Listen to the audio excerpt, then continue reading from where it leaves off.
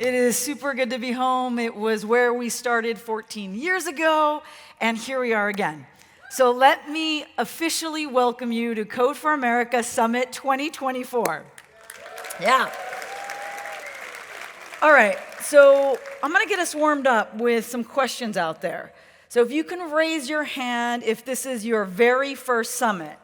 Now, I know my mom and dad are somewhere out there, so mom, dad, you got to raise your hand.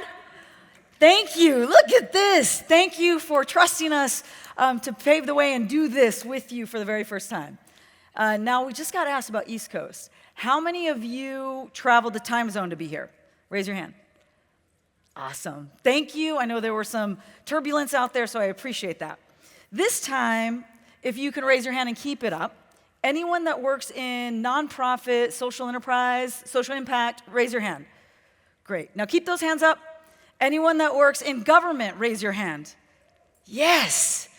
Please, everyone, these are the folks who are on the front lines in public service or serving a mission. Let's give them all a round of applause.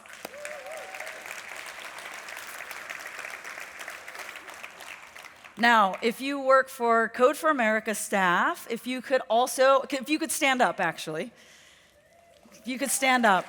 Please join me in giving them a round of applause. All of them have worked hard to put this on for you. Okay, now that we're a little warmed up, I'm going to ask a topical question. It's about AI, so listen closely. The first is, if you are excited about the potential of AI in government, make some noise. What? All right. Now, if you think the AI bot overlords are coming to kill us, make some noise. It's exactly what I thought. I was like, all right, I know we're going to be hopeful, and we're also a pretty smart, skeptical audience, so perfect. Listen, now that I know a little bit about you, let me tell you a little bit about why we decided to have this theme, building a new digital age that works for all.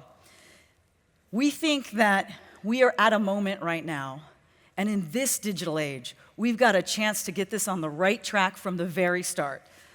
My perspective comes from growing up in the Central Valley of California, where we felt a little left out in this small town. And here's what I mean. The internet was available to most high schools in about 1997, 80% of high schools.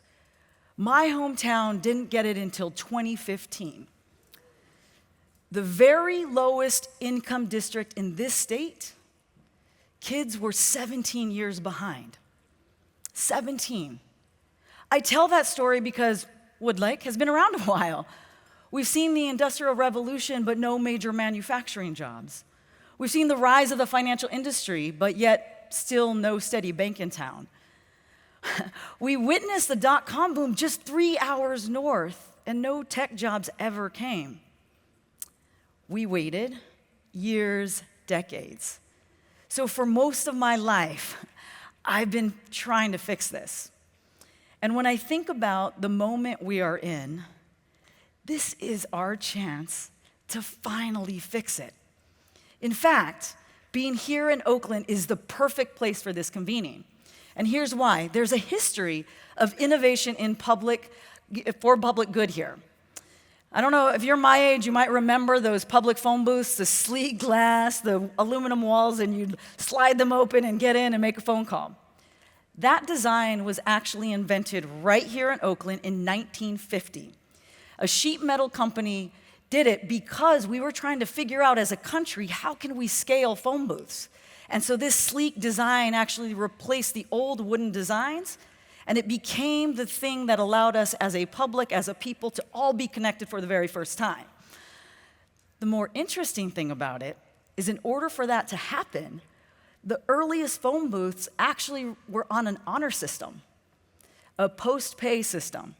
So you would make a call, and then the operator would tell you how many coins to deposit. When you think about it, in order for us all to be connected, government had to trust people, and people had to trust government and new technology. It wouldn't have happened without trust, innovation, and the human desire to connect to one another. I think about that because we are in a city that actually paved the way for human connection at scale. And now here we are at another inflection point. This one is not just going to change the way we connect to each other. It's going to change the way we connect to the world and humanity.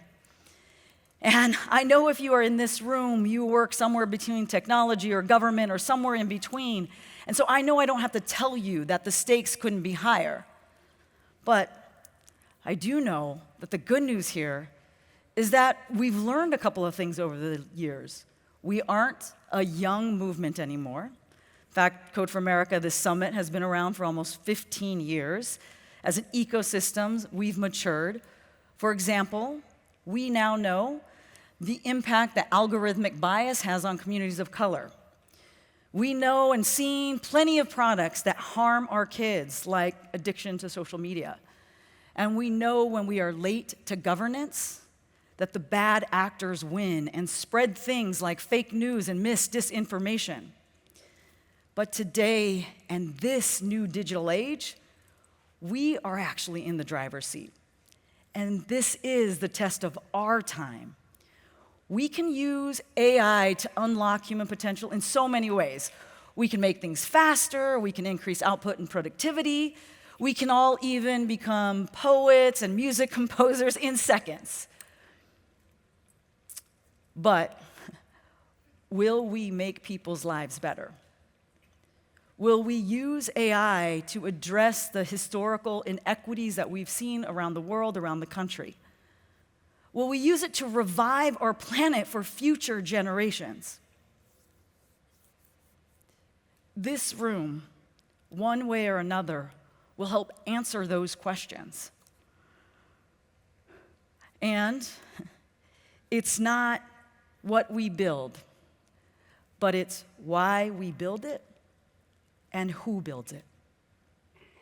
What I have loved about this community is that this community for a long time has been pushing to make tech for good.